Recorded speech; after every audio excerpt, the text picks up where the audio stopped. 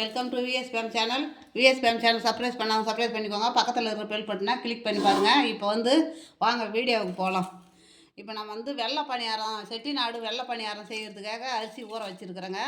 இந்த கப்பால் ஒரு கப்பு அப்படியே தலையை வெட்டி அரிசி, அதுக்கப்புறமா உளுந்து, அதுக்கு மேலே அள்ளி போட்டால் கோபுரமாக வரணும். அதுதான் இதுக்கு அளவு. மறுபடியும் சொல்கிறேன், அரிசி பச்சரிசி இந்த தலையை வெட்டி எடுத்துக்கணும். இதெல்லாம் ஒரு கப்பு. உங்கள்கிட்ட பவுல் இருந்தால் பவுல் எடுத்துக்கங்க, எந்த அளவு இருந்தாலும் அந்த அளவில் எடுத்துக்கங்க.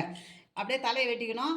உளுந்து அள்ளி போட்டால் அப்படியே கோபுரமாக வரணும். அப்படியே போட்டு ஊற வைக்கணும். அவ்வளோதாங்க இதுக்கு. அந்த மாதிரி ஊற வச்சுருக்கிறேன்.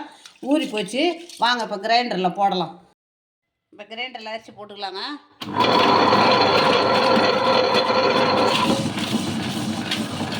கிரைண்டரில் ஏன் போடுறோன்னா மாவு சூடாகாது.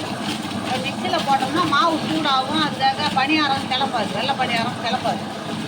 இதுன்னா சில்லுன்னு இருக்கும் மாவு கிளம்பும். பாருங்கள் மாவு இது இட்லி பதமாகவும் இருக்கக்கூடாது, தோசை பதமாகவும் இருக்கக்கூடாது, நடுவில் இருக்கணுங்க. அந்த மாவு கொஞ்சம் இட்லி பதத்தில் இருக்குது. இப்போ நாம் ஒரு ஸ்பூனு சர்க்கரை போட்டுக்கலாம். ஒரு ஸ்பூனு சர்க்கரை, அதுக்கு தேவையான உப்பு கொஞ்சமாக. இப்போ பால் எடுத்து காய்ச்சி வச்சுருக்குறேங்க. பாலை கொஞ்சம் ஊற்றிக்கலாம்.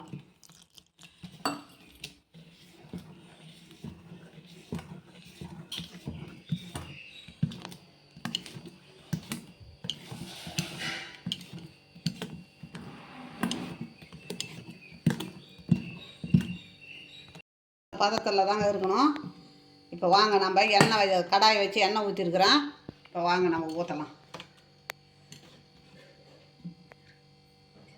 பதத்தில் இருக்கணுங்க. நாம் நிறுத்தி நிதானமாக ஊற்றணும். அப்படியே தப்புன்னு ஊற்றக்கூடாது. அப்படி ஊற்றக்குள்ளே பிரியுது பாருங்கள்.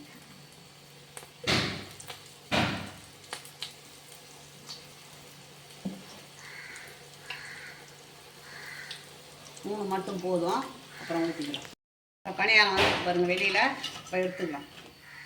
இதை மாதிரி தாங்க பப்புள் மாதிரி கிளம்பும்.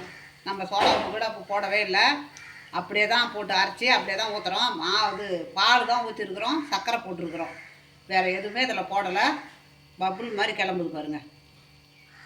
நல்லா புதுசுன்னு வெள்ளை பணியாரம் ரெடிங்க.